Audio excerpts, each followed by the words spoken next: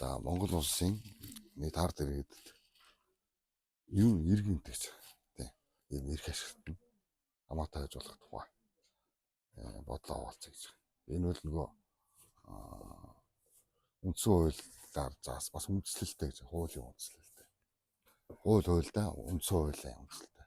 Үндсэн хуулийн 3-1, үндсэн хуулийн 6-гийн 1-2 гэдэг.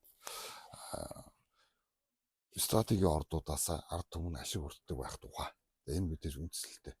26 оны 6 сард Учрал ерөнхий сайдын засгийн газар оюутлогоор ретентотоо хэлэлцээр хийгээд ямар ч гэсэн 26 онд ногдол ашиг авахар болсон гэж байгаа. Энэ тухай.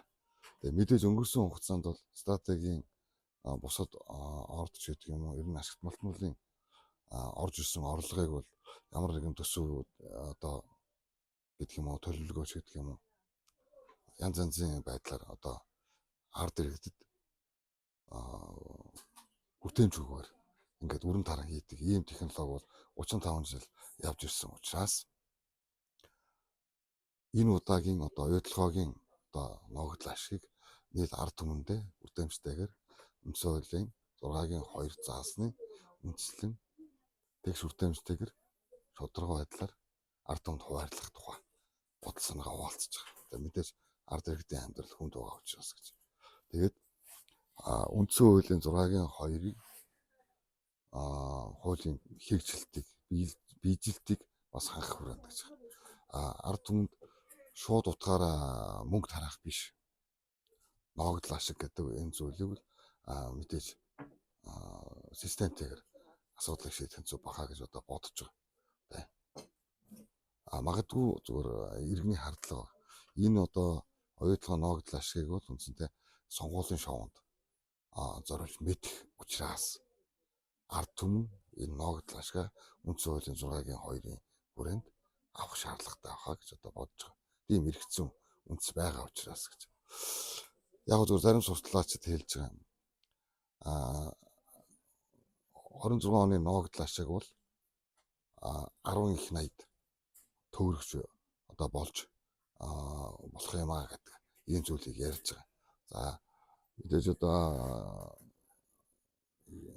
химэл оюуны одоо байдлаар судалгаа хийхэд бол өнгөрсөн 25 оны одоо гарсан зардал ашиг орлого одоо оюутлогын энэ асуудлууд дээр дүн шинжилгээ хийгээд үзэх юм бол ямарсан одоо нэг их 80 гаруй төгрөгний одоо юу гэдэг 34% ногдол ашиг авах боломжтой гэдэг ийм зүйл харагдаж. Тийм учраас энэ бол хамгийн багаар нь бодож байгаа. Тэгээд энэ жилийг ингээд өнгөрсөн жилдээ харьцуулаад бодох юм бол 4-5 дахин илүү олборлолттой явж байгаа гэдэг юм судалгаанууд явж байгаа учраас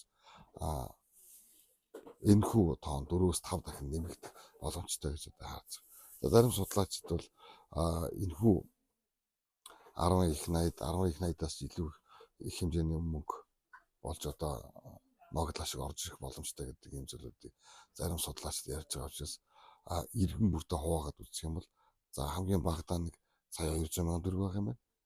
За ихтэй бол одоо нэг юу гэдэг 5-аас одоо 6-7 сая төгрөг байх боломжтой юм байна гэдэг иргэн бүртээ хуваавал гэж байна. Ийм зүйлтэй үндсэн хуулийн 6-гийн 2-ын хүрээнд бол энэ зүйлийг шийдэх боломжтой юм аа гэж харж байгаа учраас энэ хуваалцаж байгаа. Ер нь юм болгон дээр улгаарч нар гэдэг юм уу улсын одоо эрх мэдэл гэдэг юм уу те энэ нөхдүүд хождог завшдаг ийм биш. Ард түмэн үндсэн хуулийн хүрээнд байгалийн баялагаас ногдол ашиг хүртчих хэвээр гэдэг ийм зүйлийг одоо хэлэх гээд байгаа. Нийт ард иргэдээрээ энэ зүйлийг бас сахин одоо гарын үсэг цуглуулад энэ зөв юм уу буруу юм уу гэдээ бас асуулга явуулах хэрэгтэй байна гэж. Магадгүй 100 мянгаас дээш гарын үсэг цуглах юм бол энэ хүү одоо оюутлогоос орж ирж байгаа ногдол ашигыг ард иргэдтэй үндсэн хуулийн 6-гийн 2-ын дагуу тэгш хүртээмжтэйгээр хуваарлах энэ үйл ажиллагааг үндэсний одоо баялагын сан төвлөрүүлж асуудлыг шийдэх зүг баг гэж одоо бодож байгаа. Мэдээж энийг бол ганц хүн хэлээд болчдөг юм биш. Ард иргэдээрээ бүгдээрээ хэлцэж. За улсын эрх хурлаар оруулж батлуулах ийм зүйл нас зүг баг гэж одоо бодож байгаа. Энэ бол зүгээр одоо санаачлаг гэж. Санал байж болох уу гэж хуулийн хүрээнд. За бас энэ дээр одоо эдийн засгчид бас янз янз юм ярьж эхэлж байгаа. урд нь ч ярьдаг байсан гэж. За нийгэмдэр иргэн бүрт одоо 1-5 сая төгрөг тараагаад ирэхээр асуудал үүснэ гэж. Мэдээж одоо инфляци өсдөг, хөөрөгддөг ч гэдэг юм уу, ийм зүйлүүд явагддаг гэдэг ийм зүйлийг яаж. Гэхдээ инфляцийг шийдэж болно гэж. Энийг иргэдийн зээл биш та. Зээлийн чөлөөлөх хэмжээ. За иргэн бүрийн одоо 5 сая төгрөгийн зээлийг тэглэе гэж. За үндсэндээ Монгол улсад бол судалгаагаар 2 сая 200 мянган хүн зээлтэй байна гэдэг ийм тоо гарч иж байгаа. За тэгвэл тухайн зээлтэй хүмүүсийн зээлээс 5-5 сая төгрөгийг хасъя гэж. Зээлгүй хүмүүст нь бол үндсэндээ бага учраас тэдэрт нь бэлэн мөнгөний олгодог ч юм. Ийм байдлаар асуудлыг шийдэж бас болох юм аа гэж бодож. Мэдээж үндсэн хуулийн хүрээнд хангах гэж. Шууд бэлэн мөнгө тараах биш гэж байна. Сургуулийн төлбөр өөр юу гэдэг вэ? Бүх зүйл. За ингээд ногдлоо шиг энэ мөнгө хөрөнгөл үндсэндээ улсдаа үлдэх бүрэн боломжтой гэдэг энэ зүйлийг бас харж болох гэж. Эндээс хэн хожих вэ гэж. Эндээс ямар нэгэн улс төрийн бүлэглэл биш. Эндээс ямар нэгэн компани биш. Эндээс нийт Монголын ард түмэн өөрсдийн нуруунд дараагаа энэ хавдрын эд эсээр туулж байгаа цаг хугацааныхаа төлбөрүүдийг бас жаахан чутгаа барагдуулах гэж бодож байна. За өнгөрсөн хугацаанд бол бас салхитын мөнгөний ордноос ашгаас 1 жилийн ашгаас ахмадуудын тэтгэврийг тэгэлсэн байна. За энийг бол мэдээж ард түмэн шаардж байгаа асуудлыг шийдсэн байна.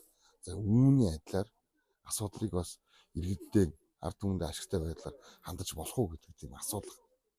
Энийг хэрвээ дэмжиж байгаа бол иргэн бүр энэ бол Монголын ард түмний иргэдийн үндсэн хуулиар олгосон боломжийн хэлж байгаа. За ингээд цааш жил болгон стратегийн ордуудаасаа бид нар бодит байдлаар хувцас хэсгээ аваа явчих нь ингээд сурчих нь ингээд үргэлжлэдэг ийм одоо хууль дүрмтэй болох нь илүү чухал гэж. Үндсэн хуулийн 6-гийн 2 бол батлагдсан цагаас эхлээд өнөөдрийг хүртэлх хугацаанд ерөн хэрэгжиж байгаагүй ийм хууль гэж би ойлгож байгаа. Тэгээ энэ хуулийг хэрэгжүүлдэг болъё. Хууль гэдэг бол цаасан дээр байдаг зүйл биш. Энэ бол амьдралд ард түмэнд үр өгөөж өгдөг, хэрэгждэг ийм зүйл байх ёстой гэдэг хүрээнд энэ зүйлийг бодол санаагаа хуваалцаж байгаа. За магадгүй миний буруу ч гэж болно. Гэхдээ энэ зүйлийг зөв гэж дэмжиж байгаа бол цааш нь шийрлээ түгээгээд өөрсдийн бодол санаагаас хуваалцах нь зөв бахаа гэж одоо бодож байгаа. Мэдээж энэ бол зөвхөн хуулийн хүрээнд гаргаж байгаа бас санал маягийн гэж одоо харж байгаа. Нэг юм